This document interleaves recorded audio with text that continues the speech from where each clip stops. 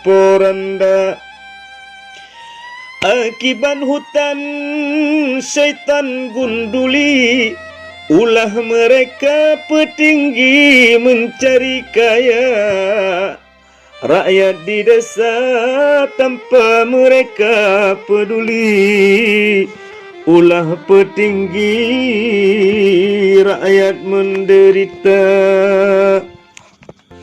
Banjir dulu-dulu sebelum dirampas hutan, hanya sekedar selutut kaki. Tetapi kini setelah gunduli hutan, sedikit hujan airnya tinggi. Sabar saudaraku